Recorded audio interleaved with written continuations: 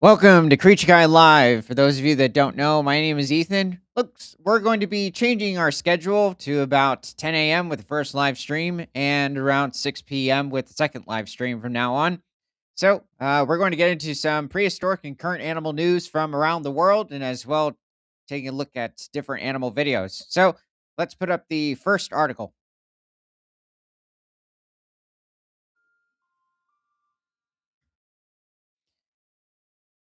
Okay, so from Sci News, birds ended reign of giant insects. Now, this is also coming from an earlier article. Scientists at the University of California in Santa Cruz have found why insects got smaller despite rising oxygen levels about 150 million years ago. Yeah, that is quite interesting. I still do wonder if there was a bit of a change in the insects. Well, okay, apparently, so it is stating that they were becoming smaller anyway. But how much larger were they in the early Jurassic? Since that was around the Jurassic in general ranged from about 201 million years ago to around 145 million years ago. So here is a fossil of what looks to be some earlier species of dragonfly, I'm assuming. Now, we don't know whether or not this is a two-winged dragonfly or maybe a four-winged individual. Oh, let's see. Fossil wing of Stephanotypus schneideri from the period about 300 million years ago when insects reached their greatest sizes. Measures 19.5 centimeters or 8 inches long. That is a huge wing for a dragonfly. Now, for the Carboniferous period, which is what it's trying to refer to, except 300 million years ago is technically the beginning of the Permian period. And by this point, most of the enormous insects, if not all of them, had disappeared or had gone extinct. So if you were in the Carboniferous around 320 million years ago, then larger insects would have been much more abundant. Let's see. Largest species of that time were even bigger with wings 30 centimeters long or about a foot. For comparison, the inset shows the wing of the largest dragonfly of the past 65 million years. Oh, wow. I didn't realize we had 8-inch or dragonflies with 8-inch long wings. That's pretty large. No, no. Well, if you're talking about the Carboniferous, they can get even bigger. But that Oh, size, you're just talking about this point in time. yeah. I was, Okay, I thought you were talking about dragonflies in general forever. No, yeah, they could become much bigger, especially during the Carboniferous. It's a very short time span, but it was also towards the beginning of the insect's reign as well, and then they became much smaller. Giant insects ruled the prehistoric skies during periods when Earth's atmosphere was rich in oxygen. Technically, it still is somewhat, just not to the same extent. It's one of the largest components of elements in the atmosphere. It's about 21% of our atmosphere. And carbon dioxide, despite several claims of there being large amounts of carbon during our time, it's only 0.04% of the atmosphere. They reached their biggest sizes about 300 million years ago during the late Carboniferous and early Permian periods. This was the reign of the predatory griffin flies, giant dragonfly insects with wingspans of up to 28 inches or 70 centimeters. This is one of the larger species. So, about the size of or having the wingspan of certain species of hawks today.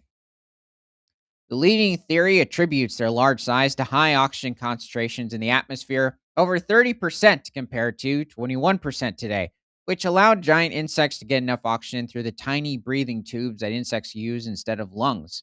The scientists compiled a huge data set of wing lengths from published records of fossil insects, then analyzed insect size in relation to oxygen levels over hundreds of millions of years of insect evolution. Maximum insect size does track oxygen surprisingly well as it goes up and down for about 200 million years. Then, right around the end of the Jurassic, so interesting. I wonder how much of a difference in the oxygen within the atmosphere this was, considering this is quite some time. Then, right about the end of the Jurassic and beginning of the Cretaceous period, about 150 million years ago, all of a sudden oxygen goes up, but insect size goes down. And this coincides really strikingly with the evolution of birds. That is quite surprising. And also considering we were already seeing large species of dinosaurs on land, especially referring to different types of long-necked sauropod on land, and even different large marine reptiles within the ocean. So this is very interesting. Yet the insects had the opposite effect, unlike what happened back in the Carboniferous. With predatory birds on the wing, the need for maneuverability became a driving force in the evolution of flying insects, favoring smaller body size. Yeah, very true. It's going to be a lot harder for a bigger insect to maneuver from bird. And at this point, also the birds were quite small when it came to variety. I mean, Archaeopteryx had just evolved over in Germany during the late Jurassic. The I forgot. result, How large was he? what happened? How large was he? Oh, probably having a wingspan of somewhere around 2 feet. Maybe it's probably a large individual, and probably not weighing much more than a couple of pounds. But let's see. The results are based on a fairly straightforward analysis. But getting the data was a laborious task. Graduate student Jared Carr compiled the data set of more than 10,500 fossil insect wing lengths from, whoa, that's a lot, from an extensive review of publications on fossil insects.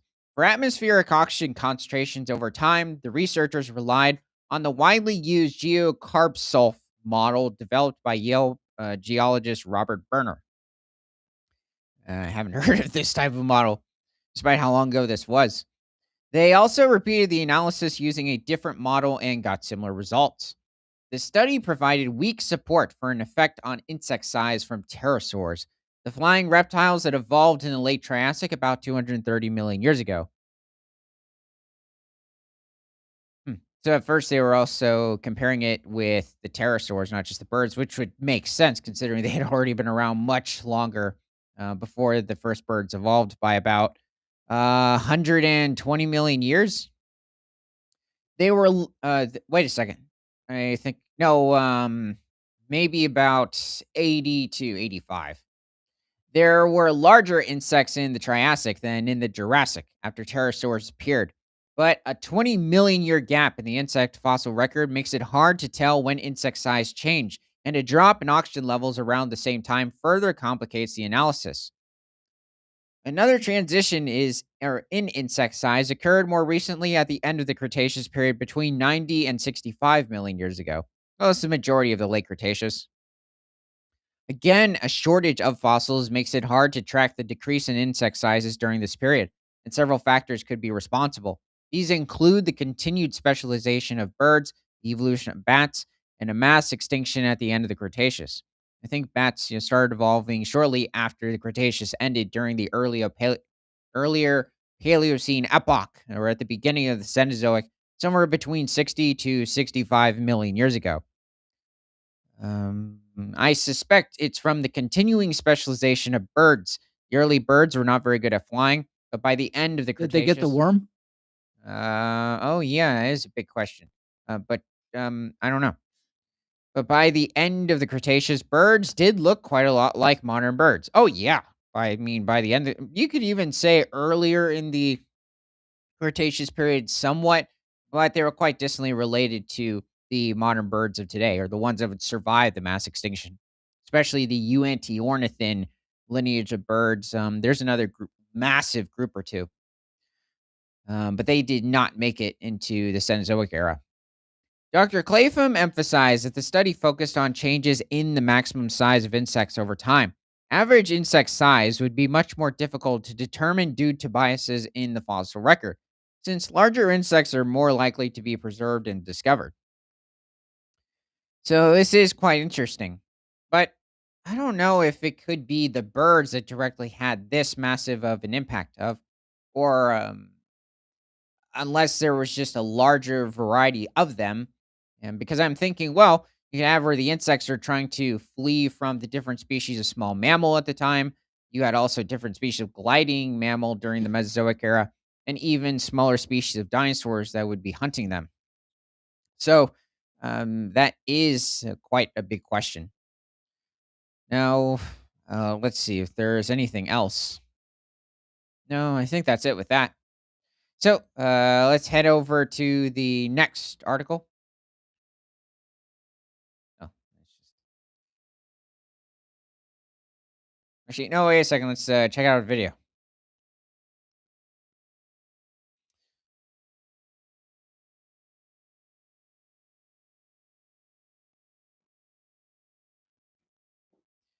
So it seems to be a Red River forest hog, and these animals inhabit different parts of Central Africa. So they will coexist with the different forest elephant herds over in different parts of I Gabon, just thought he was cute. Equatorial Guinea. Yeah, she seems to be a pretty good mother. Oh, that's true. I just called it a he. No, I said it. I just thought it was cute, didn't I? I thought you said he. Maybe you did. Sorry. Wait a minute. Uh, It does look like though it has a beard. I was just looking at the ears. That's just its massive whiskers. And why are its babies so cute? Well, I think the bigger question is why specifically are they striped like this? And it could be maybe due to the undergrowth as well as the dirt. It helps them blend with those specific types of, I guess, what would it be? Not debris. I guess debris when referring to the leaves, but I'm trying to think what to call the dirt. It's just sediments. I think. Sure, she wasn't mating with a deer. Yes, because deer tend to be spotted when they're young. There could be one that's more, well, not all of them. There is a small species deer, in fact, small species of deer on Earth, the poodoo, which is over in South America and doesn't reach much more than 30 pounds. Though I believe it's young, it might be slightly striped or But you spotted. did say the kudu, right? No, poodoo. Oh, I thought it was No, the the kudu kudu. is not a deer, right? Yeah, it's the second largest, third largest antelope if you're including subspecies in Africa. It just is called a deer. Um, Well, it is a species of deer. Who am I confusing it with? Actually, look up the poodoo. No, I'm not confusing it with that though. But Pudu. And also, the young can look somewhat similar to the adults, but I don't believe they're very spotted. So, not all deer fawns are spotted. And then it is interesting with different species of wild pig, whereas some are somewhat striped and others not so much. They can be quite dull in appearance. Okay, so it is spotted, but it almost looks like someone took a paintbrush and was whacking it with it. yeah, I mean, that is what it looks like, or different pieces of oatmeal sticking off of him. And the babies are so thick. Yeah, that too are quite fluffy. But yeah, he's fairly small, maybe not much more than a few pounds. Wonder how old he is too. But the poodoo does inhabit different parts of the grasslands. Well, you could even say forests over in South America. So yeah, that's probably a male. And you have 30-pound or 12-kilogram individuals, pretty large. They're mostly feeding on different species of um, certain types of flowers in the region. Okay, this is just I don't know what's so weird about this kid to me. Oh, yeah, it's probably it's a captive female and her fawn. No, I just meant it doesn't look like it would be the child of that for some reason. Probably because of, It's well, just so thick. yeah, I don't know why specifically baby poodoo have this type of a look, whereas other species of deer and their fawns tend to be quite um, gracile or just overall leaner compared to. Actually, no, because even their mothers have a somewhat more sort of gracile look to them. The Are you poodoo, saying not so gray much. style? Yeah, gracile, gracile. Mm. It's more of like a, I guess, somewhat of a slender build. Whereas the poodoo, it's a bit, I don't know, just wider. Also, a bit of a much rounder face too. Wide ears as well. Not necessarily long like the mule deer. Right. Right here. Okay, so from news.mangabay.com. A rare bright spot for whales, decades of conservation pay off for endangered population in Canada. So let's take a look at what's going on here. I don't think that's a common bottlenose dolphin. This seems to be another species. Very dark sort of pigment, unlike the lighter gray that you tend to see within bottlenose dolphins, a common bottlenose dolphin species. And even a bit of a different setup with the blowhole as well as his snout, even his fins. So, populations of northern bottlenose whales, Hyperodon ampulatus, playful animals that resemble large dolphins, stretch across the Atlantic Ocean with each group of whales living year round in a particular deep ocean canyon. Historically, commercial whaling targeted these animals, causing their numbers across the basin to collapse. Even as protections against whaling increase, northern bottlenose whale populations struggle to recover globally due to low reproductive rates and ongoing threats such as ship strikes and fishing gear entanglement. So, oh, here's another species. So, another picture. I guess it's a pod of four. Well, that's all it's showing. Group of northern bottlenose whales gather at the water surface in the Gully of Nova Scotia, so over in eastern Canada, during a research expedition by the Whitehead Lab in 2017. But new evidence from a submarine canyon off the coast of Nova Scotia, Canada, known as the Gully, shows a promising rebound. Also, just to remind you, all dolphins are whales. So it's okay if you see a common bottlenose dolphin, you call it a common bottlenose whale. Somebody like me will know what you're talking about or what you mean. Still a member of the cetacean family. There's around 90 different species of cetaceans, Wait a which minute. are all whales. So, what Basic is an orca? An orca, it is put into the dolphin family, and there is a specific reason, just not hitting me at the moment. But it also is technically a whale. So it is a killer whale. Yeah. So they said it's not a killer whale, but it is a killer whale. Yeah, there's some difference that puts it within the dolphin category. And what was the other thing? It's not hitting me. Okay. Commercial fishing and vessel traffic are down in the area, and the endangered northern bottlenose whales in this canyon are growing in number after decades of decline, according to a recent study published in the Journal of Applied Ecology. Akita Bear on Kick goes, hello, hello. Hey, I'm glad that you're enjoying the whales. The gully is one of the few places where scientists have monitored a distinct population long enough to track meaningful trends. Careful when riding them, though, because dogs like to or at least, or I'm thinking that golden retriever that was making friends with certain dolphins. Roughly as deep and wide as the Grand Canyon, and with steep walls and channels, it provides critical habitat for a group of northern bottlenose whales known as the Scotian shelf population. At the broadest scale, submarine canyons stir up the oceanography, and that typically translates into more productivity. Life and food, good for everything, said co author Hall Whitehead, a marine biologist at Dalhousie University in Nova Scotia, Canada. This population is considered endangered by the Committee on the Status of Endangered Wildlife in Canada. Anyway, I would like to go up real quick. It mentioned something at the bottom of the picture.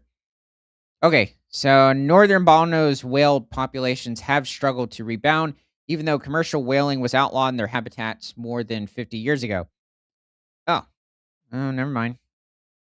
Okay, so here I'm guessing is their home range.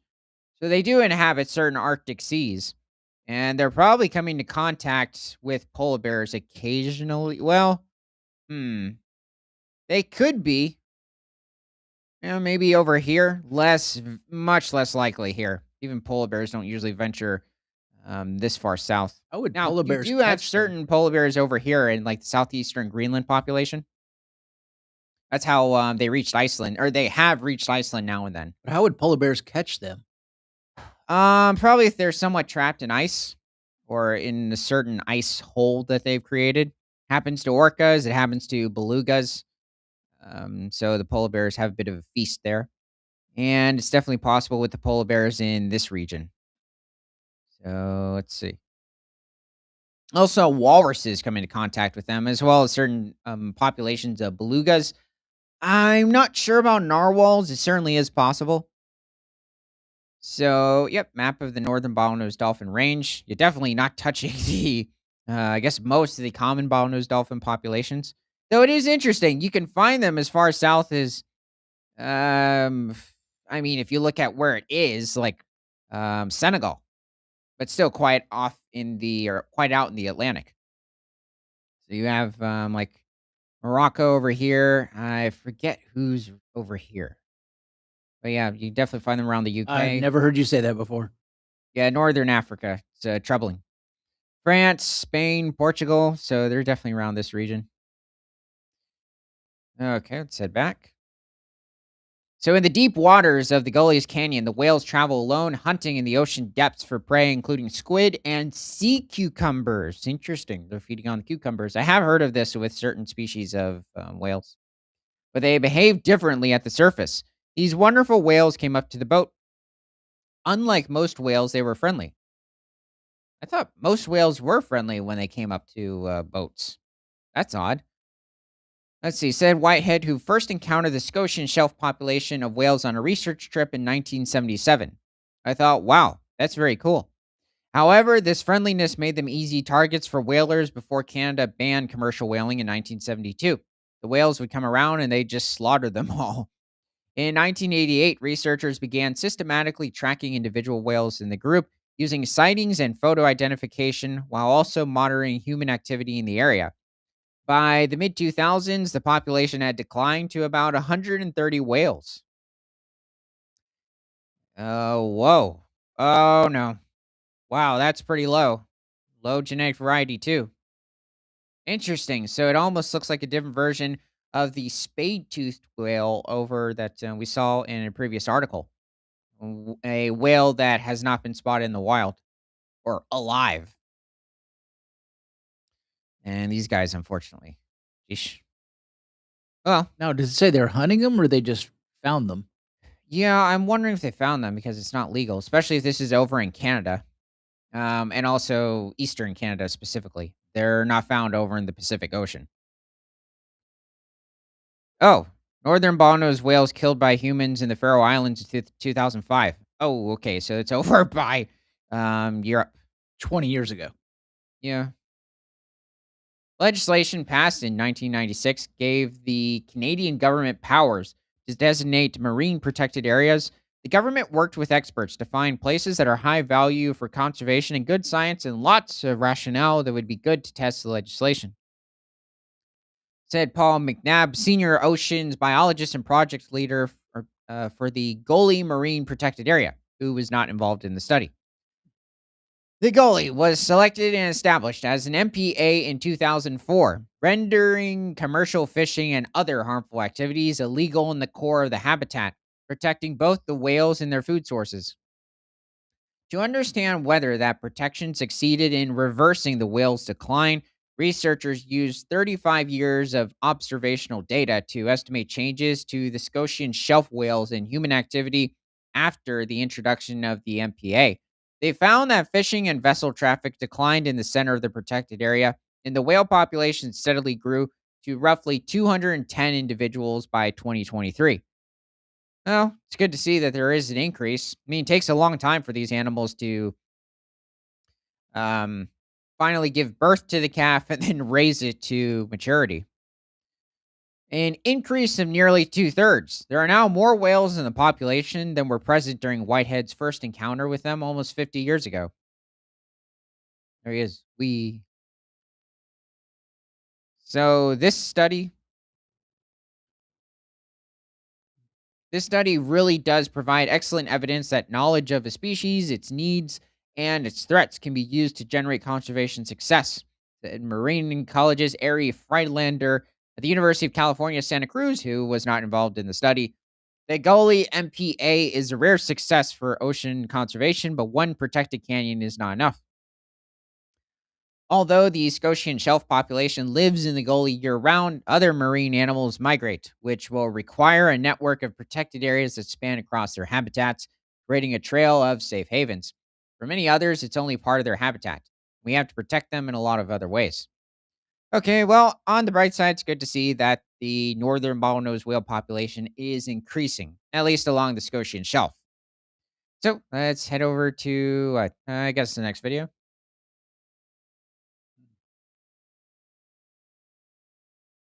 Okay, what's going on here? Oh, it's a capybara. Wow, that's a lot of caiman in the area. I think those are caiman. Okay, there's a They few just different. move for him. Yeah, there's a few different species over in South America.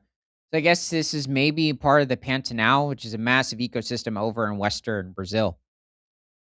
And they just leave Um, him alone. yeah, they don't feed on larger species of mammal in the region. I mean, he could weigh over 130 pounds or pushing over 60 kilograms. But he doesn't care either. I mean, he has no fear of, well, it looks like for a second, but he's more like he asking them to move. Also, if this small of a caiman species is relaxed like this, most likely there aren't any jaguars around to worry about. Now, it doesn't mean that couldn't be one in ambush, but all of them seem quite relaxed and they're no threat to him. And also, the jaguars feed on the caimans. Well, he also doesn't eat their food. True. Yeah, they don't see him as competition. Maybe he might be annoying because he might take away, camouflage for them when going after fish, but yeah, he's okay. So, heading somewhere else in the world to NBCMontana.com, or it's from NBC Montana. EHD BTV cases reported in deer and antelope in eastern Montana, northern Idaho. So I believe by antelope, it's referring to pronghorn, which are technically not antelope, they're giraffeoids. Oh, I didn't know that. So here I think is a mule deer. It doesn't say. Maybe it's a whitetail. It's always possible. Maybe he just turned white. Yeah, somewhat. That's a bit freaky. Let's see. Wildlife authorities in eastern Montana and northern Idaho are alerting the public after recent cases of epizootic hemorrhagic disease and blue tongue virus in deer and antelope. Eastern Montana. Wildlife managers in Region 7 report suspected cases of EHD and BTV in deer and antelope along the Yellowstone River and in nearby prairies. Okay, so we're over and probably in southwestern Montana, adjacent to the northern part of the greater Yellowstone ecosystem. Lab testing has not yet confirmed the cases. Both viruses are spread by tiny flies called midges and tend to show up during warm, dry conditions. I will say though, there are different areas over in the western United States, despite the massive Arctic blasts that have been received in different parts of the eastern United States, different parts of the Midwest. Well, I'd say the whole thing for the most part. Different parts of the western United States have actually been receiving lower snowfall than usual. So, different parts of Utah, Oregon, it is quite interesting. I just thought I mentioned that. I think I mentioned warm, dry conditions. Officials say infected animals often appear weak, disoriented, and are frequently found near water. Symptoms can include swelling of the head and mouth, drooling, in some cases, a blue tongue. Yeah, I would think, though, if this was a giraffe, he'd just say, I don't think there's anything wrong. But if he's drooling, then yeah, probably something's up. And a blue tongue. No, they have blue tongues. Oh, Um, yeah, it's very, I thought it just said a symptom was a blue tongue. no, it is with specifically the pronghorn and the deer. But I believe pronghorn, the article is related to the giraffe, but they do not have blue tongues. Deer and antelope typically die within 8 to 36 hours of showing symptoms. EHD and BTV are not a risk to humans, but FWP, or Fish, Wildlife, and Parks, advises hunters not to eat meat from sick animals. Deer densities may be lower than normal in areas hit hardest by the disease. Anyone who finds sick or dead deer or antelope in the region is asked to report it to wildlife manager Brett Dorak at brett.dorakmount.gov or such and such number. So, in northern Idaho, lab tests confirmed EHD in deer from the Clearwater region. Clearwater, northern. Okay, Florida. yeah. So this is referring to, I believe, the maybe even Clearwater itself. The McLean, is that the city name? It's adjacent to a large lake over northern Idaho. It's not hitting me. Oh, And I thought it the was talking about Florida. I think Kootenai National Forest is an area next to there. No, no, no, we're not over in Florida. There aren't any pronghorn or mule deer in Florida. There are white-tailed deer, about a million. Let's see. So, and both EHD and PDV in deer from the Panhandle region. I might be mixing up that Clearwater area. Panhandle is definitely referring to where the Kootenai National Forest is. EHD and PTV outbreaks happen periodically in the Clearwater and Panhandle region, often during summers like this one. Because deer in northern areas have little natural immunity, outbreaks can hit hard and cause localized die offs. So far, fewer than 200 reports have come in from the Panhandle and fewer than 600 from the Clearwater. Fish and Game says the outbreaks will likely continue until cooler, wetter weather or hard frost kills off the midges. Not sure what's been going on with the snow state over in Idaho. Let's see. What's the difference between hemorrhagic disease and CWD or chronic wasting disease? Both diseases are distinctively different from and unrelated to chronic wasting disease. Chronic wasting disease is a fatal and contagious disease that affects the nervous systems of deer, elk, moose, and reindeer. Its effect on populations is a long-term and chronic. Conversely, hemorrhagic disease outbreaks can be explosive and severe, but they are often localized and short-lived.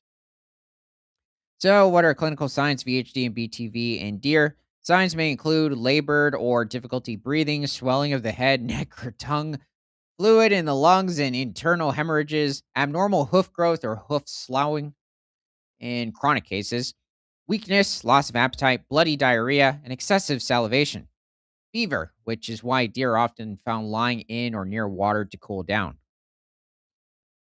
Okay, so can EHD and BTV be spread to humans or pets? Humans and domestic pets, such as dogs and cats, cannot be infected with EHD or BTV. I didn't know that. White-tailed deer are particularly susceptible, but can infect mule deer and elk. However, elk are less likely to develop severe forms of these diseases. Cattle and sheep can be exposed to both viruses, but they rarely exhibit clinical signs to EHD but are more susceptible to BTV. Is the meat of an EHD or BTV infected deer safe to eat? Fish and game veterinary staff do not recommend eating meat from deer found dead from EHD or BTV due to the possibility of secondary bacterial infections. Deer that recover from and survive an EHD or BTV infection are safe to eat. Eh. Oh, okay. I guess. I Once they guess. fight it off. Yeah. All right. Well, that's it with that. That's unfortunate. Let's head over to the next video. Um, I mean, I remember this. Just thought maybe we showed it before. Yeah, this bull and just decide to bully a yeah, just trampled the cat. I don't think we did this one. The female and yeah, your young one. No, I think it looked like this because it was the rhino was trying to fight the Yeah, that's just nuts. Yeah, the rhino it can't fight the elephant. it's a I I the think this more also stuff happened. you've explained to me over the time about how elephants will just beat the crap out of other things. Well, it's worse with rhinos in many instances, but they many times just stabbed them in the back and killed them. This one was um, being a bully, but somewhat, merciful. Well, it left the baby alone. They seem to do that. Well, left. Oh, right. Well, after it had already or pushed its mother onto it, so that's good that both survived. I think that happened like, geesh, 6 years ago or more, What, over at Kruger National Park. I that think. video? Yeah. I don't think it's new. The camera work doesn't look new. That was quite intense. So let's see from news.mongabay.com. Rare Javan leopard sighting renews focus on conservation monitoring efforts. A lot of things going on with the leopards over in Indonesia. So this is good to see. I like some more on like the rhinos too. So let's see. Well, here's a leopard on trail camera. It's really good to see. It always reminds me of watching like a thing like Supernatural where they show the eyes and it's like it's a shapeshifter. He kind of is. Rare Javan leopard was recorded on camera in Mount Lawu Forest, Central Java, after officials installed camera traps following a hiker's report. The endangered big cat's presence highlights Mount Lawu's ecological importance, where Taura Makanguru Park converses diverse plants, birds, and mammals. Okay, let's see. Um, a camera trap in an Indonesian mountain forest has recorded a rare Javan leopard, sparking renewed conservation monitoring efforts in the area. The Javan leopard, Panthera pardus melos, was captured on a camera installed in the Mount Lawu forest area of Central Java province, according to a July 29 post by the KGPAA Mangkuna Garu Grand Forest Park, Tora, on Instagram. The recording, which shows the endangered big cat strolling calmly past the lens, was obtained after officials followed up on a hiker's report of a leopard sighting along a trail. Guided Surono, field coordinator, team leader at Taru Mankunaguro, said the cameras were installed. Oh, I thought that was a person for a second. So the cameras were installed for 2 full weeks around the reported site to ensure optimal observation results and increase the chance of capturing footage. The exact location of the recording is not being disclosed, he added, to prevent potential poaching. Yeah, that's probably a good thing, considering how rare they are. Huh, that's an interesting entrance. Let's see. So the effort involved 4 officers and 2 local residents. Of the 10 cameras they carried, only 3 worked in the field, one of which captured the leopard before the observation period ended. He said this backed their hypothesis that the animal regularly roams the area. Taura KGPAA Makunagoro. The first is a 231 hectare or 571-acre forest park on the slopes of Mount Lawu, a 3,265-meter, 10,712-foot volcano on the border between Central and East Java provinces. I'm guessing due to the elevation and the dense forest within the region, it's despite the small protected area, it seems immense. The park, um, the park plays a key role in conserving biodiversity, hosting a rich array of plant species, more than 100 species across 50 families, and valuable medicinal endemic plants and wildlife, including high bird diversity, 51 diurnal bird species, so 51 species of bird that um, do most of their activities during the day. And let's see, several of which are protected. I would assume so. They're in the park, along with mammals like the highly elusive Javan leopard. The park also hosts biodiversity based initiatives such as ecotourism and environmental education, highlighting its status as both a conservation and learning hub. So the parks protect the animals from people, but they don't stop the animals from eating each other, right? I don't think so. Yeah, because leopards can occasionally be cannibals.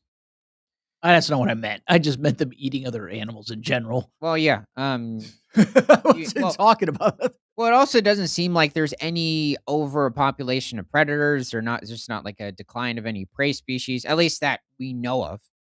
The fact that there is a leopard sighting is just good to hear. Bang Bang Bam Bang Doso Pramono, the acting head of Taru Makunagoro, said camera traps have been used here for wildlife monitoring since 2012. He added the park is beefing up its patrols, engaging local communities as ranger partners, and raising awareness through social media as part of its long term efforts to protect the Javan leopards. As for the leopards, their population size is still unknown, as no inventory has been conducted yet. Conservation success is not only measured by the appearance of protected species, but also by the effectiveness of area management. Here he is again. The Javan leopard, classified as endangered on the IUCN Red List, with an estimated wild population of around 350, is Java's last surviving top predator following the extinction of the Javan tiger. Yeah, and then supposedly the Javan tiger showed up, like there was a confirmed sighting, I think, on the island Java, but it was the only one. So, yeah, it's technically extinct. It faces mounting threats from hunting, habitat loss, and dwindling prey.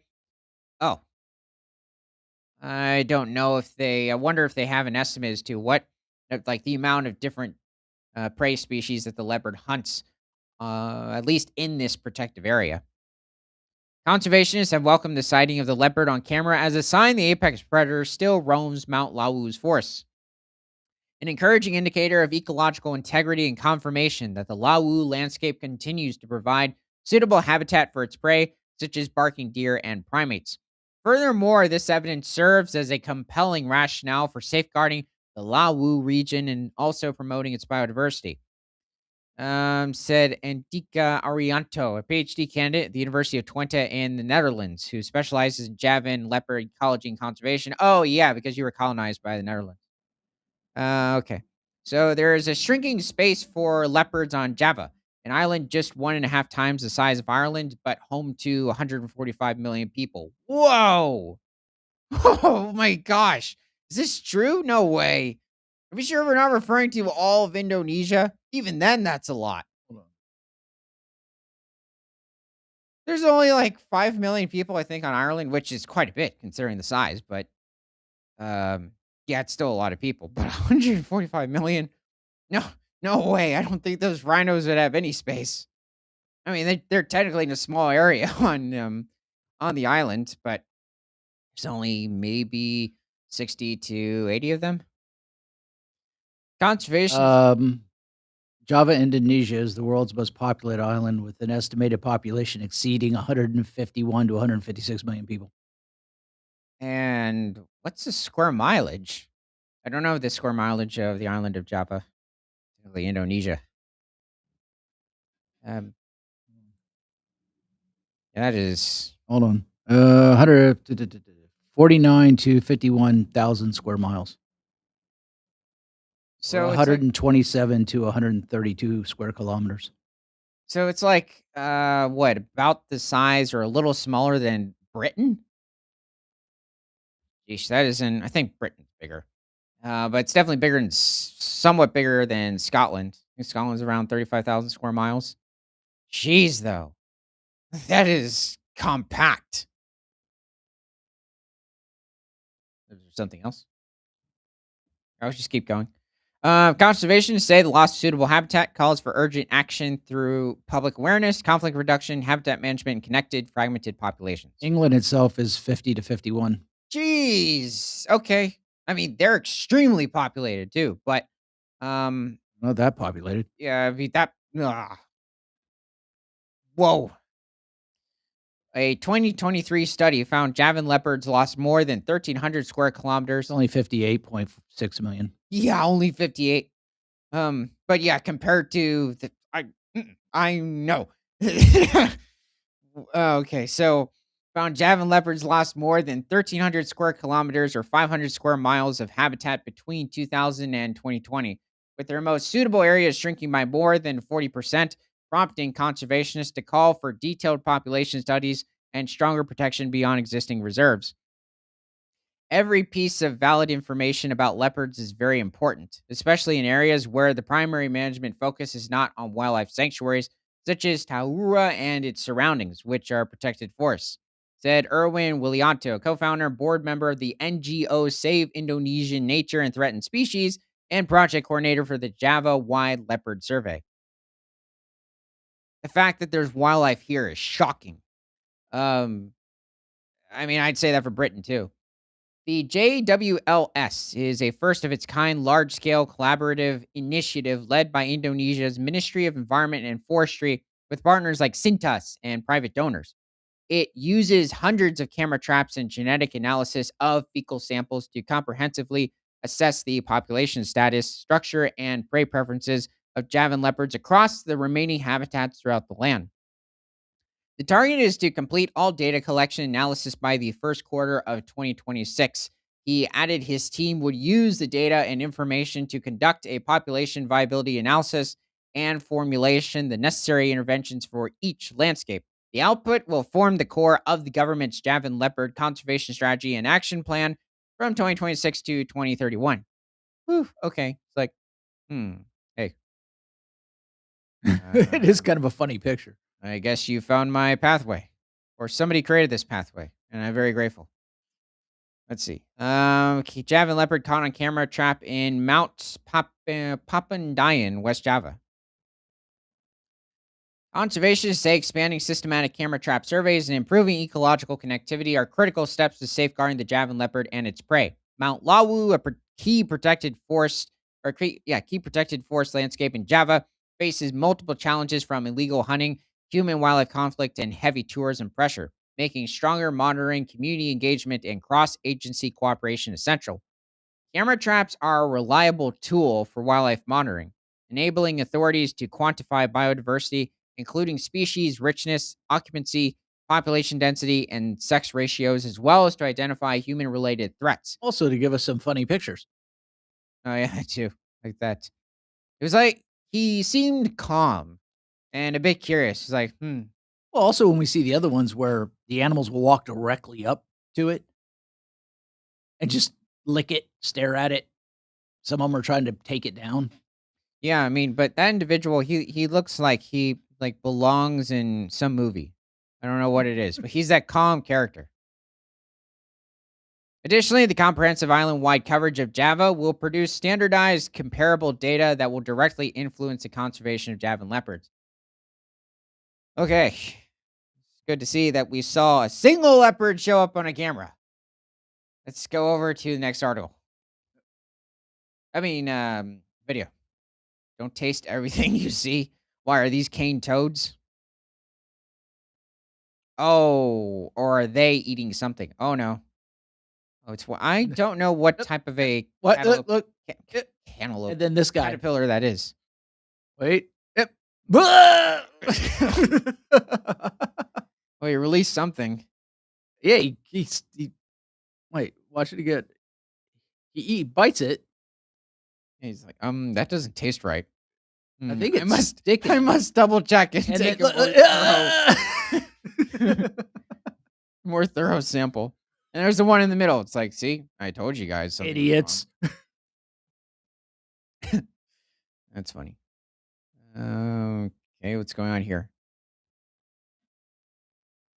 Oh, what are these ibex? I think they're ibex. Wonder where this is occurring. That's just amazing. Maybe some part of Turkey, maybe Spain or Portugal. I mean, I know one's over in West Asia and the other's over in Western Europe. It looks like they're literally running.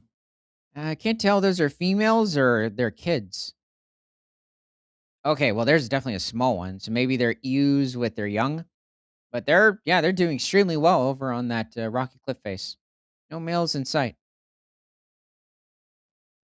Okay, heading to the next article from CJME.com or 980 CJME.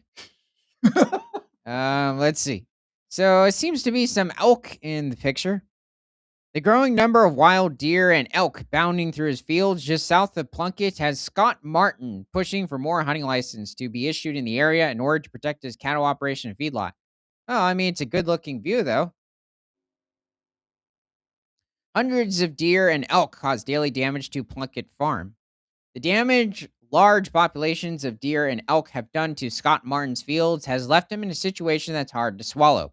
We can't chase them, we can't hunt them. Oh, like at all? Still, though, we can't do anything, we just have to tolerate it. Okay, yeah, there comes to a point where this is a little too much. Well, they can't be that hard to swallow then if you can't hunt them. Yeah.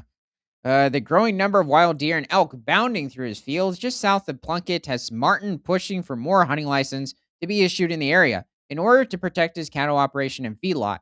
It hamstrings us in a lot of ways. I'm not sure how we're going to deal with this. Martin shared a video showing a large herd of deer running across the road to near his farm. Okay, let's see what's going on here. Wow, I mean, that is quite a few deer. It's a 2-minute video. That's unusual. Wonder what is specifically occurring. Trying to figure out Wait, what's. are we seeing all those? That's a ton Yeah. of deer. Yeah, these are all deer. Oh, they're whitetails. Okay. Wow, that is a lot. Oh my gosh, it's like a refuge here. What on earth? That's a good view, though. Well, they were all over the place on the other side. Yeah, and more are coming over. Usually, white-tailed deer aren't this numerous. I mean, you can have They larger. just keep herds. coming. Sheesh, this is like mule deer. What on earth? Whoa! Oh my gosh! Oh, I can see. It's an Okay. invasion, This is yes. Wow. and you cannot hunt them. Oh, geez. Yeah, there are fawns. They're everywhere. Wait, are they still? They're still They're coming. still coming. What are they feeding on? What is on your property? There's something that they like. Maybe They really keep- good. Oh my god, a bunch more. I was thinking good bedding or some type of feed. They're like, he's got trophy rock. It's a very There's still almost a supplemental minute of this left. feed. Yeah, geez, wow. What? Yeah, just keep heading over. How big of a herd is this? Oh, wow. This is there a war going on between the deer? 'Cause this seems very familiar to a very sad day.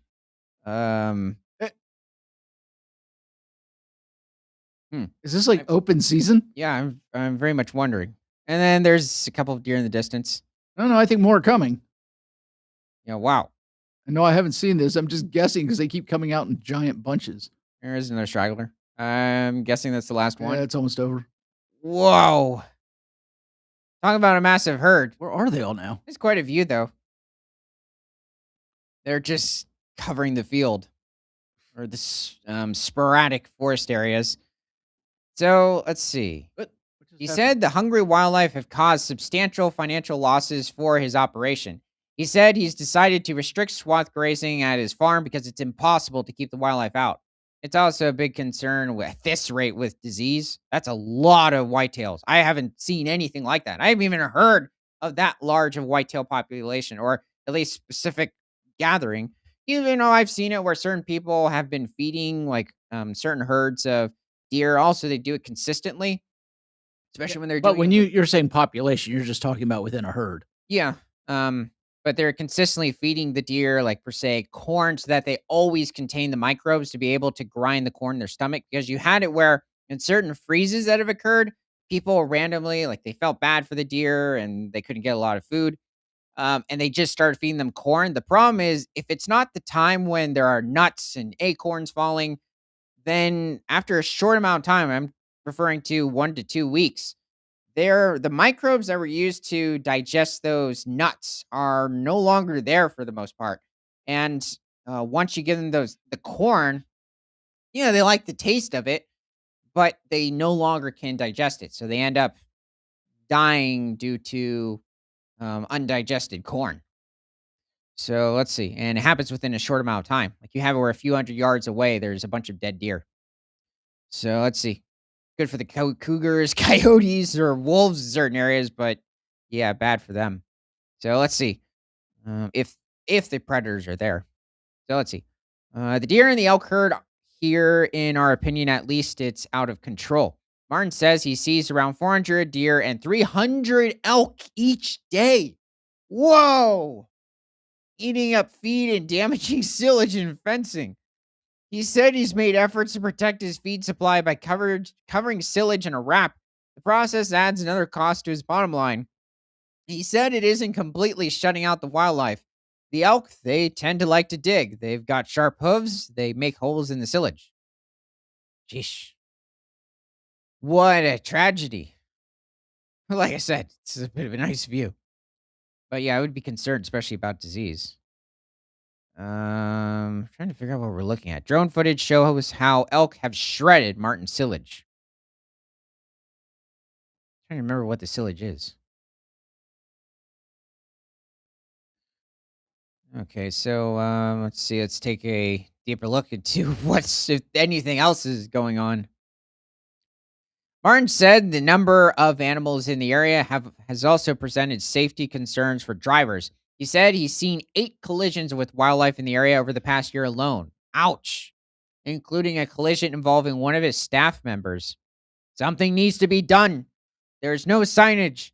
With large herds and populations of deer, Martin said he also has concern about disease like bovine tuberculosis, yeah, and chronic wasting disease potentially spreading from the elk or deer to his cattle. They're just a headache around the yard. In the feed with manure on the ground, oh, yeah, that too. Martin would like to see more hunting tags to be issued for his area to help lower deer and elk populations. Over the hunting season, he continuously grants requests for hunters to access his land. Hunting would be one solution to the problem. But Martin would also like to see more help from the Saskatchewan Crop Insurance Corporation to cover fencing to keep the wildlife out. So, this is occurring over in central Canada. Yes, I agree. We need much more hunting in this area. Let's see. Do do do. Martin has reached out to different departments with the Ministry of Environment for help, but said he has not seen much movement to take action against a wildlife overrunning his operation. There has been lots of empty promises about helping and increasing the tags and whatnot, but I don't think hunting alone is not going to solve this problem. If we want to continue on with grazing, winter grazing, fencing is the only real solution that we've got. I mean, this instances, like, I agree, especially within, a certain area, maybe put up more fencing. Let's see. Martin said when the price of cattle falls due to the trade war between Canada and the United States, it could mean even more financial trouble for his farm. We get back to tight margins and stuff again, which will come every dollar counts until help arrives. Martin said the hundreds of hungry deer and elk will continue to hover around his yard. Mer, here's some cows. And there are the elk. Whoa, geesh, they're just across on the other side. Tell you what, that's pretty amazing, though. But this is more of something you'd expect maybe an area like Colorado. Saskatchewan, this is quite something. Saskatchewan's environment or wildlife group pushes back on late season elk hunting. Saskatchewan's environment ministry has issues hunting license for elk in 3 areas around the province, none of which include the RM of Viscount where Martin's farm sits. Yeah, so they're probably seeking his area as shelter. Starting on Monday, hunters will be able to purchase one of 175 total licenses to hunt in Zone 39, which includes the RMs of Stanley and Leask until the last day of the month. The late season hunt has led to ethical hunting concerns raised by the Saskatchewan Wildlife Federation because elk will be in calving season in a matter of weeks. Uh, it doesn't hit until like May or June. Whoa, there's a whitetail herd. They look somewhat fluffy, What are but we looking at right here? I don't know what that is. Just a pile up of debris and dirty snow.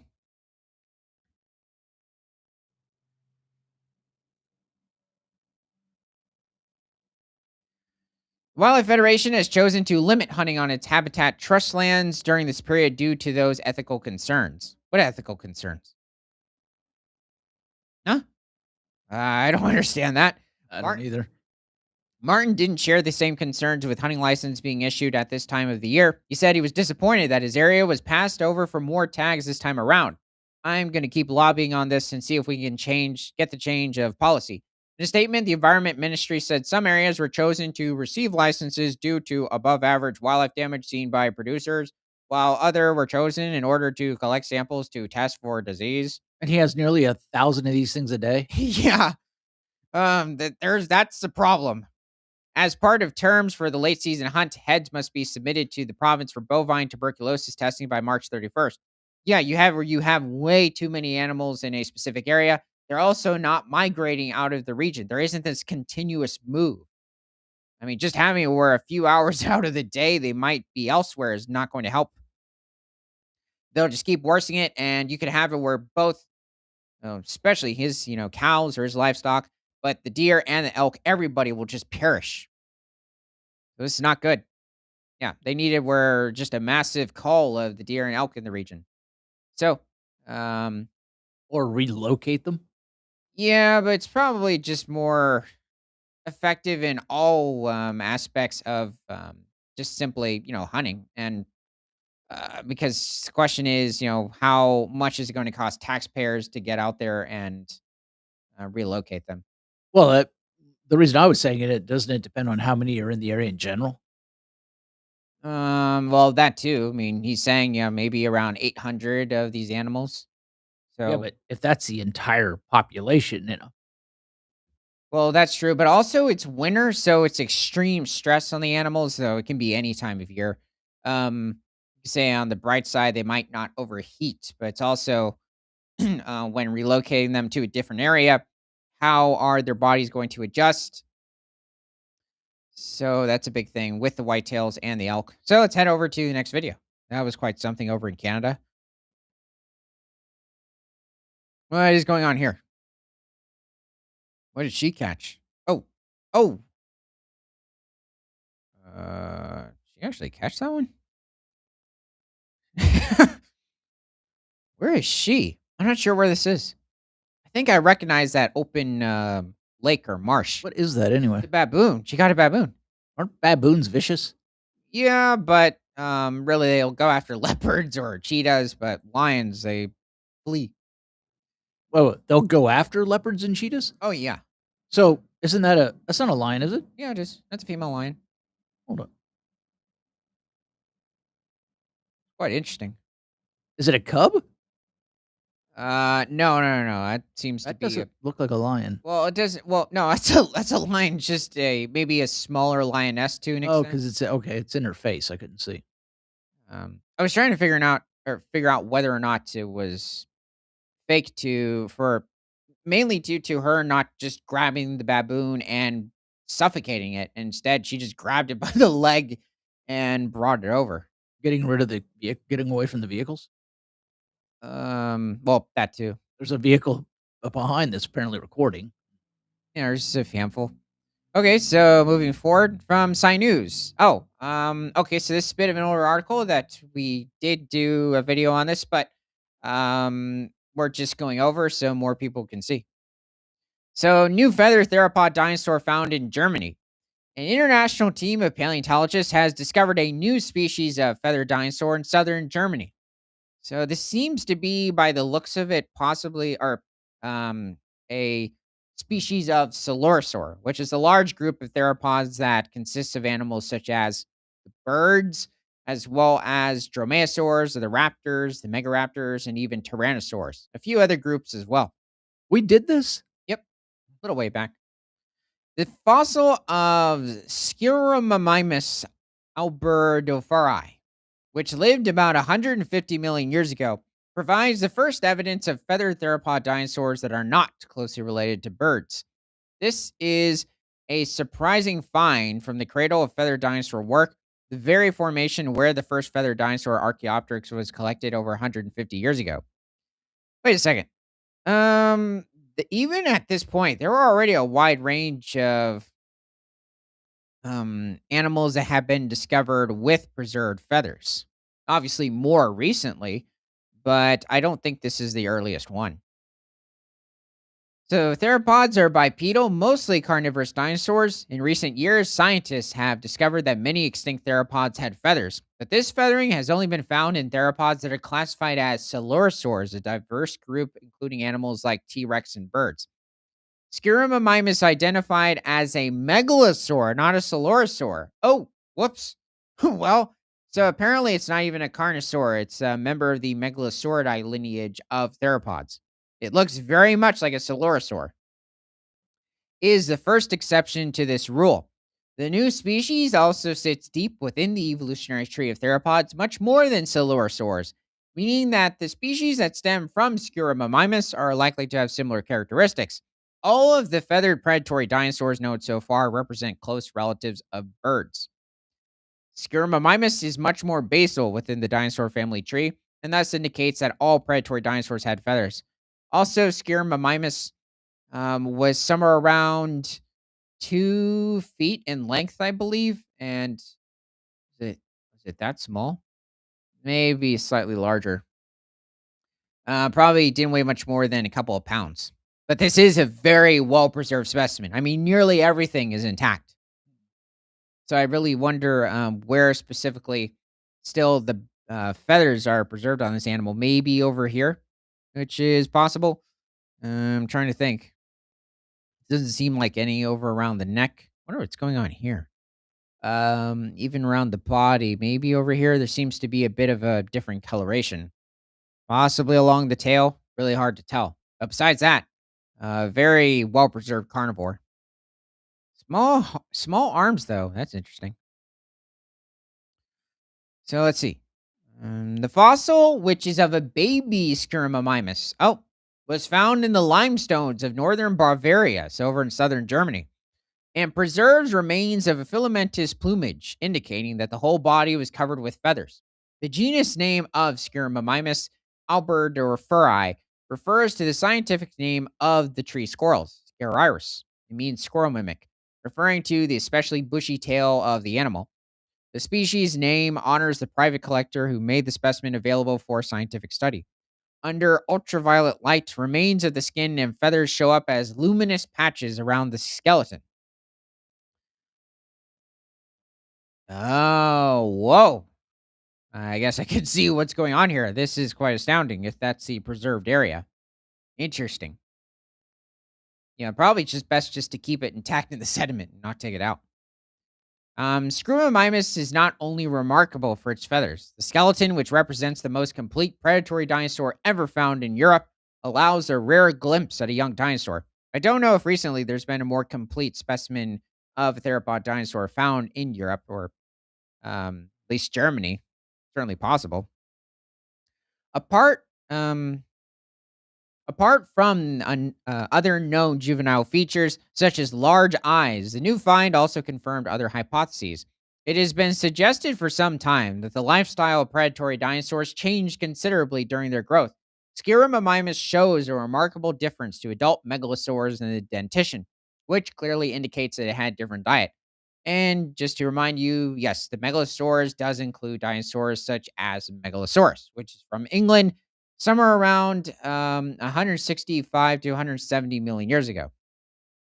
One of the largest carnivores at that point, reaching over 30 feet in length or 9 meters and pushing around 3 tons.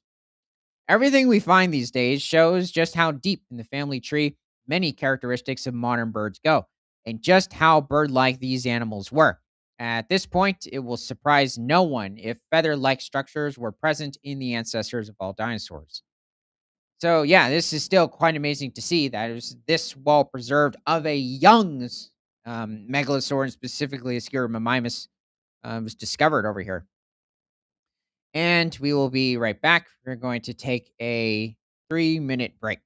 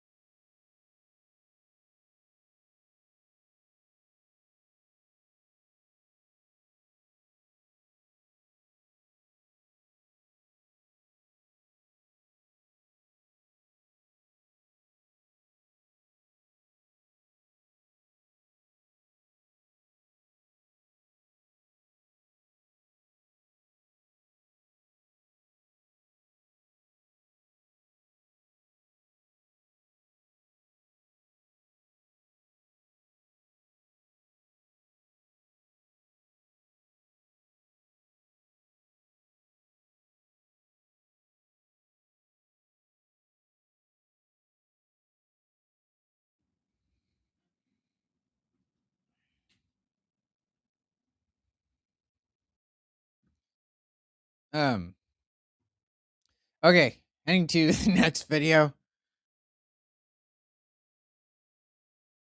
Whoa, I don't think I've seen this before.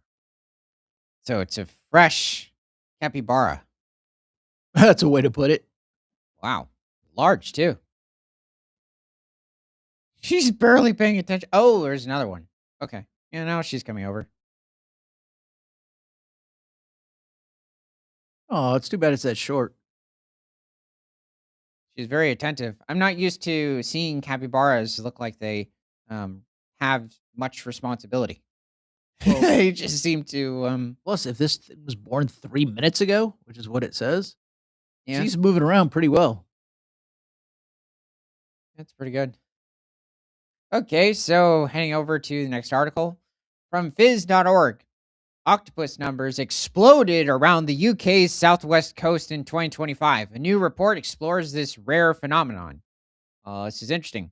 I guess I forget with certain animals that their populations are being surveyed too, like octopus. Cold spray whipped off the ropes as a diesel engine throbbed in the background. One by one, empty shellfish pots came over the side of the fishing boat, occasionally containing the remnant of crab and lobster claws and carapaces. Something strange was going on. It's not hitting me who specifically that is, I've never heard of that. except everybody's dead. Well, Sheesh. they're feeding them. Oh, that's true. Then the culprit revealed itself, a squirming orange body surrounded by a writhing tangle of tentacles. A few minutes later, three more of these denizens of the deep came up in a single pot.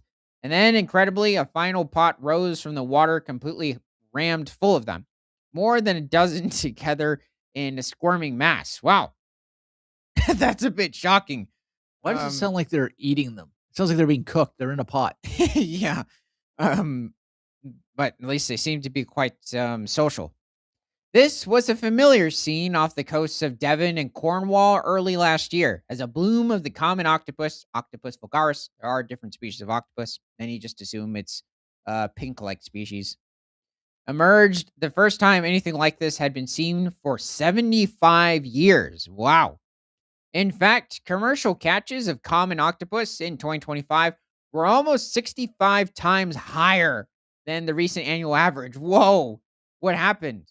I bet Asian buffets were happy. A new report now sheds light on these blooms. I've never been interested in octopus. I've tried it once and just wasn't into it. I mean, I like is it certain squid or did I have fried octopus like some sort of calamari? No, it was something else. Calamari is squid. Yeah, it was squid. Okay, I'm mixing up my cephalopods. Their history, the causes, and the consequences.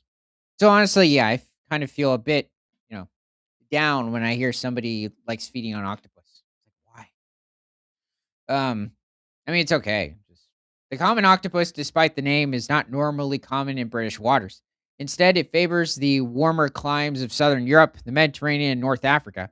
But occasionally, such as in 1900, 1950, and now 2025, numbers explode off the southwest coast of England, changing marine food chains and disrupting the local fishing industry.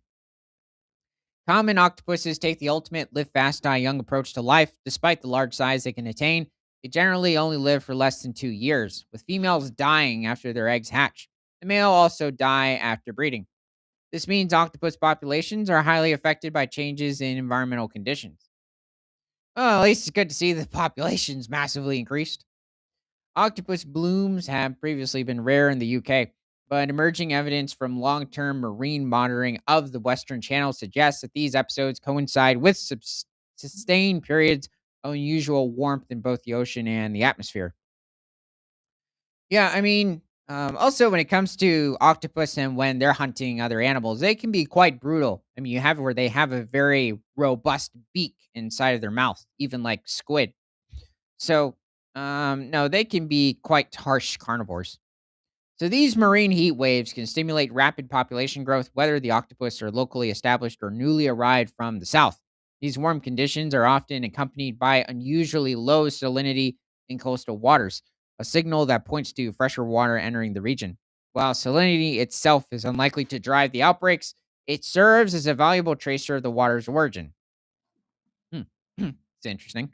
The fresher conditions may stem from high river flow from major French Atlantic rivers, such as the Loire, or from prolonged easterly winds over the channel during the cooler months from October to March.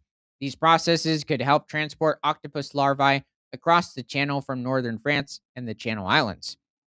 Taken together, the combination of warmth, altered circulation, and low salinity signatures suggests that climate driven shifts in ocean and atmospheric dynamics underpin these outbreaks. Okay, let's see.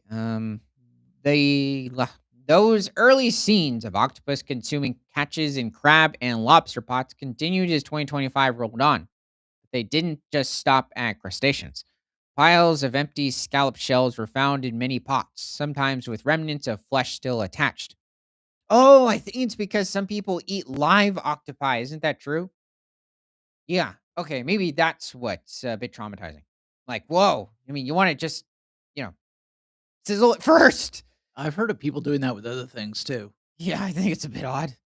Um, I don't know, but maybe certain oysters will, want a word. Oh, So, that's true. and you're like, well, I don't know. You don't really move for the most part, so it's like, you know, you just don't feel bad, and you're very nutritious. So, um, anyway, let's keep going.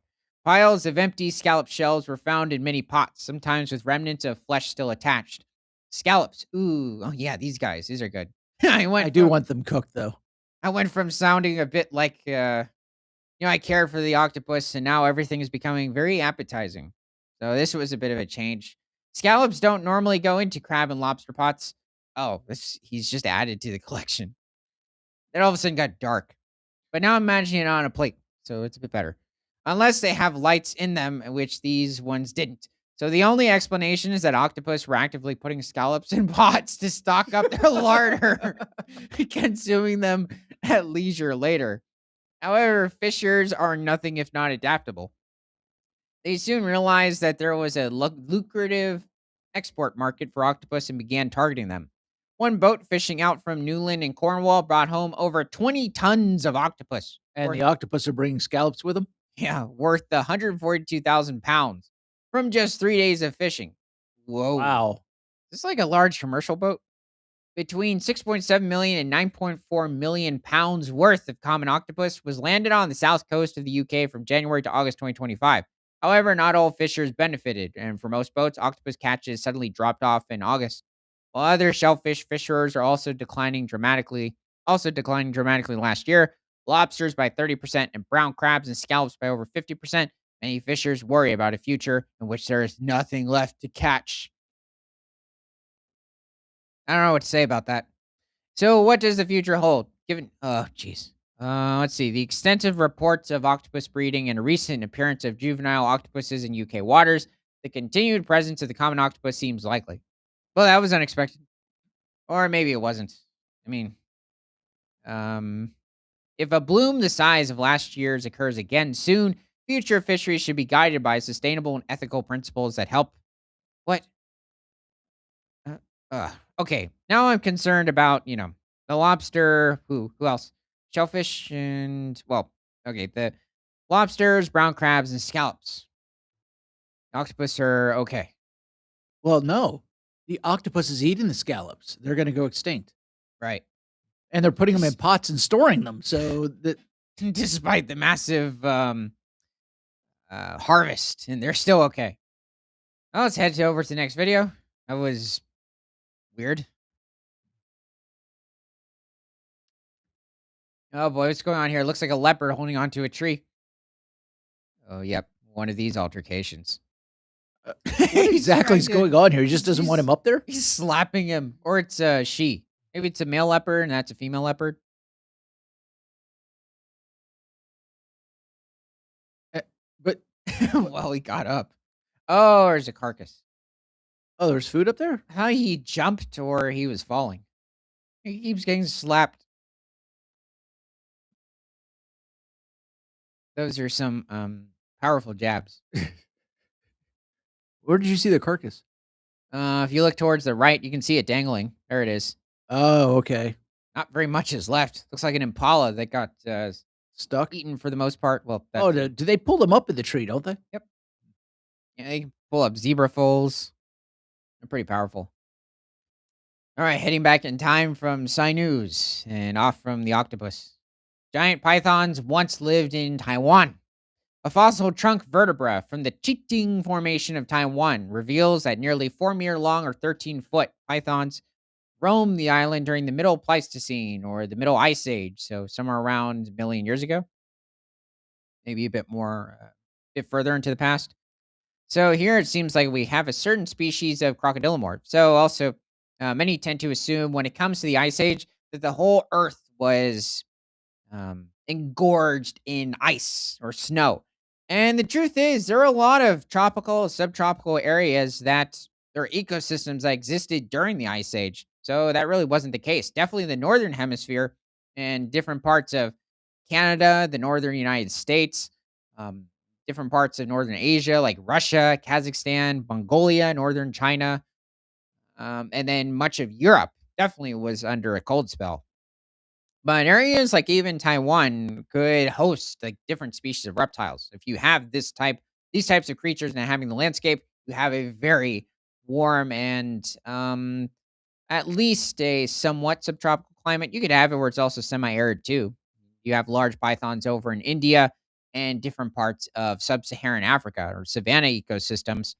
But if you don't have a continuous sort of subtropical or tropical climate, you can still have it where there are dry seasons and massive monsoons that hit the area, or massive rains in the wet season. So, python is a genus comprising nearly 10 species of snake in the family Pythonidae, distributed throughout the tropical and subtropical regions of the Eastern Hemisphere.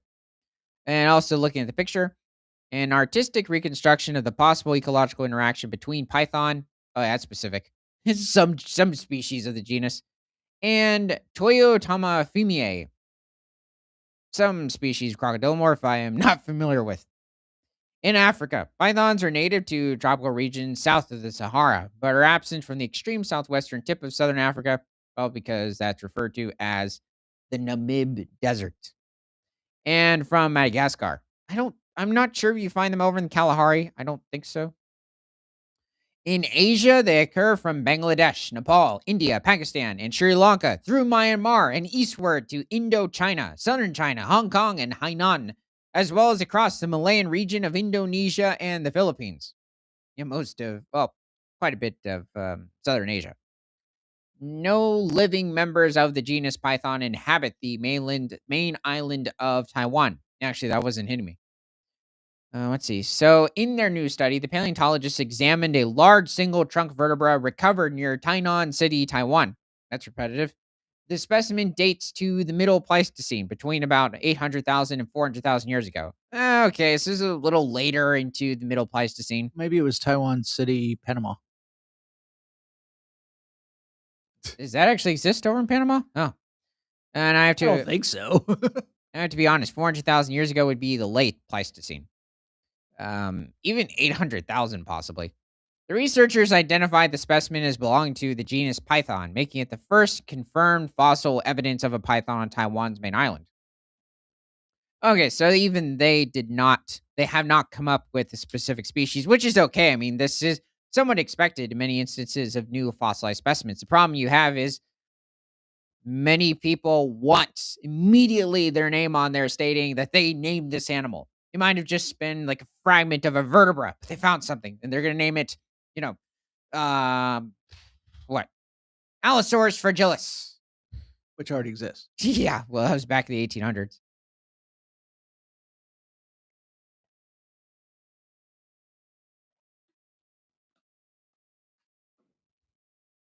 Okay, let's see. Using measurements from a reconstructed 3D model of the specimen, they estimated that the ancient snake reached a total length of about 4 meters or 13 feet, exceeding the size of any modern Taiwanese snake species. It doesn't hit me. Now, I'm guessing that Taiwan was also probably a much larger area, especially during um, like periods of massive glacial maximums.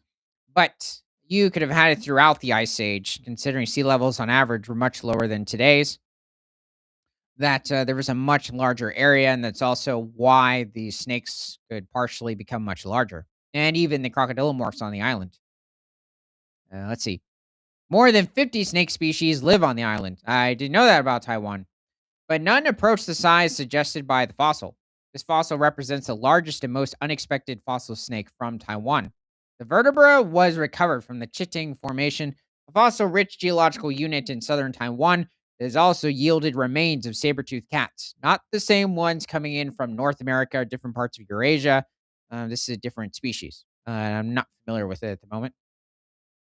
Large crocodilians and mega herbivores such as mammoths and extinct rhinoceroses. I'm also suggesting that maybe you had something like a Javan rhino or Sumatran rhino on the island, but likely not a woolly mammoth. It was probably some form of a pygmy mammoth that I'm assuming, unless there was a massive land bridge to Taiwan from mainland China, which is certainly possible. You added where Japan was connected to the mainland during the Ice Age. Let's see. The vanished top. Wait. Together, these finds point to a complex and predator-rich ecosystem during the Middle Pleistocene, sharply contrasting with Taiwan's modern fauna. The vanished top predator is shown by this large python, or previously published saber-toothed cat and large crocodile, in the modern biodiversity of Taiwan indicates a drastic faunal turnover. We propose that the niche of top predators in the modern ecosystem may have been vacant since the Pleistocene extinction. Future discovery and in depth analysis should test the hypotheses and illuminate the origin of modern biodiversity in the Far East. It is amazing how many different islands throughout the world, especially during the Pleistocene, used to actually have quite large mammals on the island, or even different species of reptile.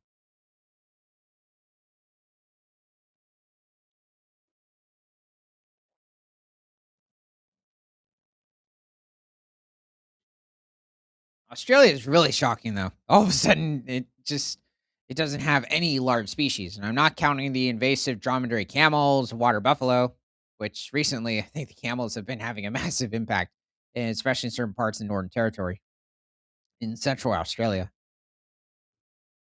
Okay, well, let's head over to I guess the next video. I didn't put one up yet. Hold on.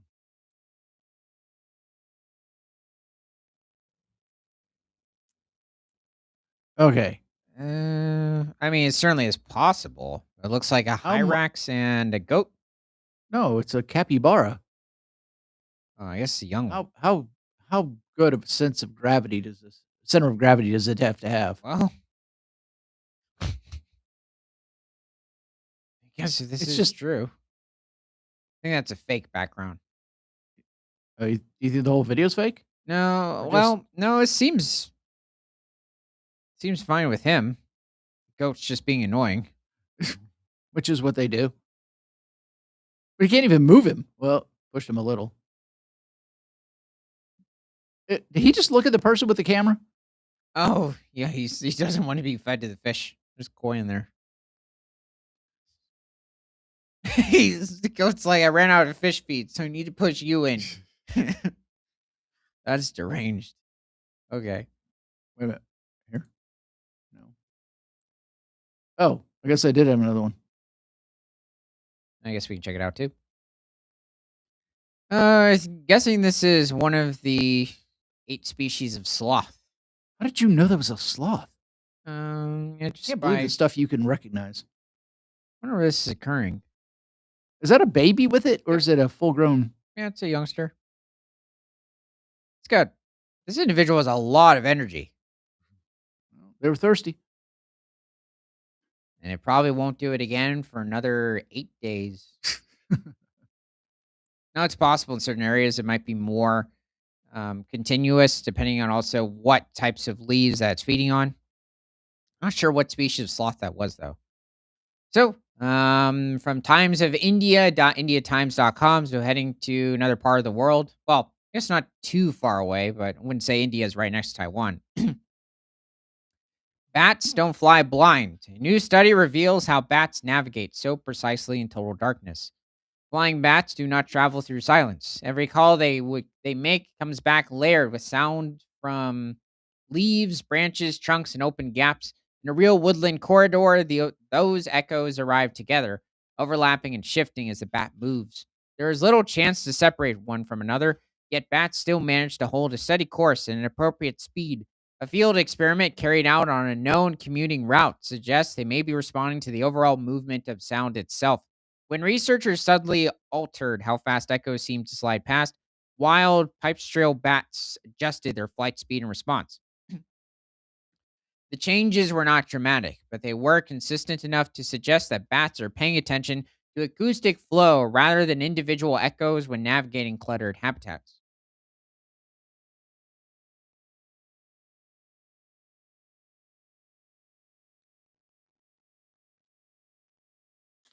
So, in vegetation, echoes blend. A single call produces a broad, textured return rather than a series of neat reflections.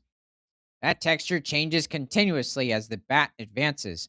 Delays shorten, frequencies shift slightly, parts of the echo smear or compress. None of this requires identifying a specific leaf or branch. This collective behavior of echoes has been described as acoustic flow. It is loosely comparable to optic flow in vision, where animals judge movement by watching how the visual scene slides across the retina, referring to a part of the eye. With or with sound, the information is distributed differently. It is temporal and spectral rather than spatial. Still, it carries clues about self motion.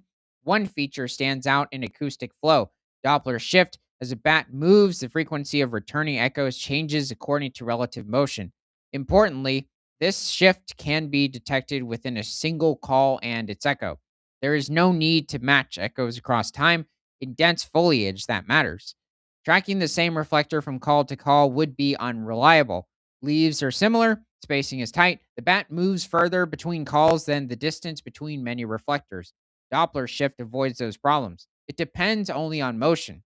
The study acoustic flow velocity manipulations affect the flight velocity of free ranging pipistrelle bats, set out to see whether bats actually use this cue to regulate speed. So the experiment took place on a wooded path behind or beside a brook in Bristol, a route pipistrelle bats regularly use after leaving their roosts. Along part of the path, researchers installed large side panels covered with thousands of plastic ivy leaves. The leaves reflected sound in a way that resembled natural vegetation. The panels could move. Sometimes they rotated in the same direction as the bat's flight, sometimes against it. Sometimes they stayed still. The speed of the panels was fixed and modest, slower than the bats themselves, but enough to alter the relative motion between bat and surroundings. From the bat's perspective, the corridor looked the same, only the echo dynamics changed.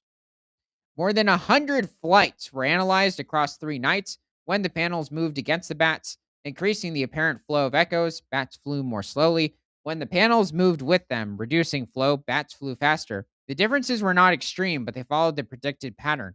Notably, the speed changes showed up as bats approached the moving section, not after passing through it. That timing points to anticipation rather than reaction. The bats seemed to be adjusting to what they were hearing ahead. Yeah, it is quite interesting. I mean, they are showing different reactions to like the ways the echoes are coming back to their ears. So that's interesting. Or specifically just their overall sensory system. So speed was not the only thing that changed. When the panels were moving, bats flew a little higher than when the corridor was static. This happened regardless of direction. It looked like a cautious response to a dynamic environment. Laterally, bats also shifted. In moving conditions, they tended to fly closer to the center of the corridor instead of keeping their usual slight offset. The pattern was not identical for both movement directions, but the general narrowing of the path stood out. These adjustments did not appear tightly controlled or symmetrical. They varied along the corridor. That unevenness may reflect how bats sample information moment by moment rather than following a fixed rule. And it is quite interesting. So there's definitely it's quite complex when it comes to these hunts that are going on with the bats. So they're just I'm assuming they're just hunting different smaller species of insect. As bats approached the panels, their echolocation call rates increased. This is typical near vegetation, but the increase was stronger when the panels were moving. It suggests heightened information gathering rather than confusion. There was no clear difference in call rate between panels moving with or against the bats. Speed regulation and call timing may rely on overlapping but distinct cues. The results do not show bats calculating velocity in any formal sense. They point instead to a sensitivity to change. When echoes compress and shift faster than expected, bats ease off. When they thin out, bats push on. This does not require a map or a tracked object. It only requires noticing that the acoustic world is sliding past at a different rate. In cluttered habitat, they may be the most reliable signal available. So, hmm. The study does not close the debate on how bats navigate. It does, however, weaken the idea that they rely mainly on path integration or static echo patterns in dense environments. Acoustic flow and Doppler shift in particular offers a simpler explanation.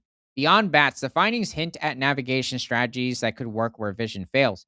Sound based systems that respond to global motion patterns rather than detailed scenes may be more robust than they did or than they first appear. The bats in this corridor did not behave dramatically. They adjusted slightly and early as the echoes changed. That restraint may be the clearest sign that acoustic flow is already part of how they move through the dark. Okay. Oh, that's a little bit that, or a little bit of info that we got on these bats. So I guess let's check out the next video. What's going on here with these leopards? Hmm. I'm guessing this is some part of southern sub-Saharan Africa, so I maybe just like South it because Africa. the babies. Yeah, it seems to be quite a rocky area. Maybe a region where you'd see certain smaller antelope hanging out, and they're almost like the ibex of the antelope species. It's not hitting me at the moment, but the cubs, yeah, they seem fairly relaxed. Oh, there's three. Hmm. I don't know how old they are. Oh, that's pretty good. The female seemed, I Wait, guess, what just did that somewhat just alert. say? Oh, okay. Maybe thought it said AI. Yeah. Hold on, I got Yeah, it another looks one I pretty wanna realistic. Oh, Indian wild animals. I mean, there are leopards in India. They're around 13,000. here, more I mean, it's babies. possible. Oh, bobcats. What is this over in California? It says this is on someone's roof every year this happens. So they put a camera. I'm just guessing it's California due to the roof look. Could be Florida. Eh, Yeah, they found the camera. Oh, okay. I thought they were all cubs. Apparently, there's the mother and her two cubs. yeah, they said she gives birth every year up there. Wait a second. Is that a bobcat or an Iberian lynx? No, I think it's a bobcat. And, okay, kids. Wait, did we just do it again? Oh, played it twice. Oh, hmm. Okay. Well, that was good to see. All right. Final article from sdstate.edu or South Dakota State University. Researchers investigating mule and whitetail deer populations in South Dakota. Oh, there's a fawn. I'm guessing that's a mule deer fawn looking at the size of the ears. That's It a has to mess. be sedated. Oh, it already has a radio tracking collar Yeah, on it. that's what I was Yep. Wow. And a tag. A new study from South Dakota State University is working to better understand juvenile survival rates for mule and whitetail deer in the western half of the state. I guess this makes more sense because this is where it's more likely for the mule deer to hang out. Not that they won't occasionally, or do um they do inhabit different parts of eastern South Dakota. Which is adjacent to certain parts of Minnesota and I believe Wisconsin. Unless I'm mixing the Wisconsin part with Iowa, though I believe that's towards the southern part of Wisconsin. So maybe and coincides with Nebraska. After birth, the fawn will instinctively hide in the short grass prairies of western South Dakota, camouflaged and out of sight from predators. But 140 feet in the sky, Helen Kruger, graduate research assistant in South Dakota State University's Department of Natural Resource Management, observes the newborn deer through the lens of a thermal camera attached to a remote controlled drone. After tracking the fawn's location, Kruger and her team of researchers use coordinates to find the deer's hiding spot. Once there, they blindfold the fawn and attach a GPS collar around its neck. This work is part of a new project led by South Dakota State University assistant professor William Sverad, an expert in wildlife ecology and a certified wildlife biologist. did they leave out they drug the deer first? Oh, yeah. In collaboration with South Dakota Game, Fish, and Parks, Severed and Kruger are conducting research to better understand South Dakota's mule and whitetail deer populations. Muleys and whitetails are highly visible and important wildlife to South Dakota. Understanding how these populations change through time is a shared goal of South Dakota Game, Fish, and Parks and South Dakota State University. And the university's land grant mission drives this work to provide science that informs management across the state. In South Dakota, deer hunting is a popular outdoor activity in which over 60,000 residents participate annually. That's not a lot. It also generates millions of dollars for South Dakota's economy each year. In 2023, the South Dakota Game and Fish and Parks conducted a survey of South Dakota landowners and hunters to better understand their perception and attitudes related to deer hunting. Many hunters felt that the white-tailed deer population in the state was just about right, while also feeling that the mule deer population was far too few. That seems to be the case with the mule deer population in many states, even with those coinciding with white-tailed deer populations. In response, the department has taken steps to increase the mule deer population in most of the western South Dakota counties while maintaining or slightly increasing the white-tailed deer population in many of the same counties. So, oh, there are the fawns, or at least there's one. So, fawns instinctively hide in the shortgrass prairies after birth. Hmm. So, you're using drones to identify them from the sky. Well, that there was the other one you did, was it yesterday or the day before about the, what was it? The Oh, I think that was much a bit further back, but where in Germany they're using drones to find the fawns so they don't get ran over by the tractors or yes. the what's it called? Stuff for harvesting the crops. But yeah, white-tailed deer, which has an estimated population of 330,000 in South Dakota, are found in both the eastern and western halves of South Dakota. Mule deer, estimated at 110,000, are predominantly found in western South Dakota. Understanding population dynamics of both whitetail and mule deer and determining annual rates of population change requires knowledge of juvenile and adult survival rates. Survival rates are used to estimate deer numbers and monitor changes in population resulting from shifts in water conditions, disease outbreaks, or harvest strategies.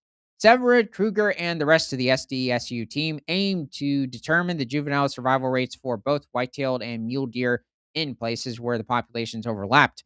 In South Dakota, many of the western counties have overlapping populations. For this year, the team study focused on Hacken and Jackson. I'm thinking of Jackson Hole over in Wyoming, but not specifically South Dakota. Others might think of Mississippi. And there aren't any white-tailed deer. I mean, mule deer in Mississippi. Or There are white-tailed. Jacksonville, Florida. Oh, that too. Do they have deer? There are no mule deer in Florida or Mississippi, but there are white-tailed deer in both states. I don't know the population of Mississippi. I'm guessing it's well over 300,000. Or it could be pushing that number. I mean, smaller than Florida. What's Florida? About a million. So let's see. Kruger traveled to the Phillip area in late spring last year to conduct their first collaring season. By working with landowners and using thermal camera equipped drones, the team, which included collaborators from the South Dakota Game, Fish, and Parks, was able to collar 49 fawns, 23 of which were mule deer. The GPS collars allowed the research team to track the movements of the fawns as they aged. One of the most impactful tools in our research has been the use of a thermal drone for fawn searches. This technology has greatly expanded the area we can cover with minimal disturbance to wildlife. The drone's thermal capabilities have proven invaluable for locating fawns. On occasion, we have located up to 9 fawns in a single 20-minute flight. The tracking did not last long, however. Survival rates were low for both species, with a survival probability to 4 months at 24% for fawns of both species. Ouch! That's not good. Jeez. There's a handful of there's some black bears in South Dakota. It's not a large population. Cougars are definitely coming back. Um, Maybe coyotes, I'm guessing, are probably the big predator here. That's that's not good, especially for the mule deer. Either of them. Mortality rates were highest during the first 50 days of life, after which survival probabilities leveled off. No significant differences were detected across species or sex. Kruger suspects that coyotes, were the primary culprit for many of the fawn's deaths. The research team will determine the exact causes of death after sending DNA samples to a lab at the University of Washington. Also, when it comes to animals like wolves, also grizzly bears have not come back to South Dakota yet.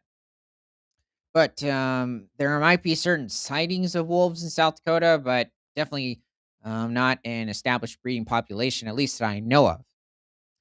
They will do DNA forensic testing. While this year was rough for fawn survival, Kruger notes this doesn't mean that deer populations are in trouble. Survival rates can vary drastically from year to year, and the sample size is still relatively small. Still, the collected data does paint an interesting picture of the predator prey dynamics happening in the western South Dakota landscape. The survival rate could be completely different next year. Previous research on juvenile survival rates in other areas had high variations on a year to year basis. There's not a lot of definitive answers you can take away with just 1 year of data. So here I'm guessing they're doing at least a health checkup on the fawn and maybe giving him a tag and a radio collar. So he's pretty young. So they also took DNA clippings from the deer's ear, which will be genetically sequenced to trace the fawn's genetic history. The research team was also interested in better understanding the hybridization rates of mule and white-tailed deer. Because the species are so similar and regularly interact and overlap, there is high probability mule/white-tailed deer hybrids exist in South Dakota. When the animals were collared, the research team took DNA clippings from their ears. These samples were brought back to the SDSU campus, where they will be genetically sequenced by Professor Jose Gonzalez, the university's core research support facilities director and founder of the genomic sequencing facility. This winter, Gonzalez and his team will sequence the 65 samples the research team collected. Kruger expects a small percentage of the samples to show hybridization between the two species. This will be the first time hybridization among mule and white-tailed deer has been studied in South Dakota. With these results, we will hopefully be able to use hybrids as a group on its own to see how hybrids perform against pure individuals. Are they surviving at the same rate? Do they venture further from their natural terrain?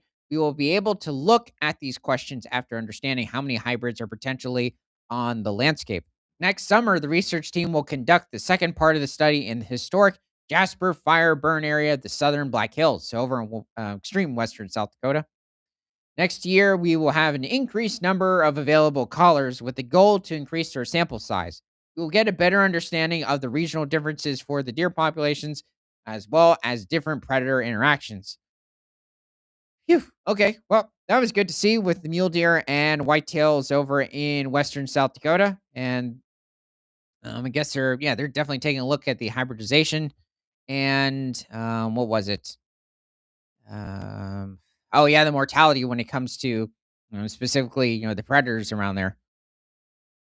So a lot's going on. Oh boy. I think I might have seen this way back, but I'm not entirely sure.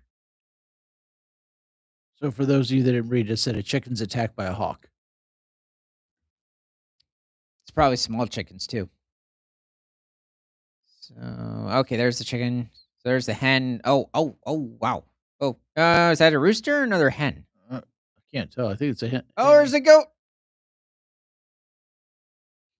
Uh, Wow. That hawk is relentless. It's nice to have a goat that's going to save your chickens. Yeah, wow. One more run at it. And wait, here comes Yeah. the cavalry. That goat knew.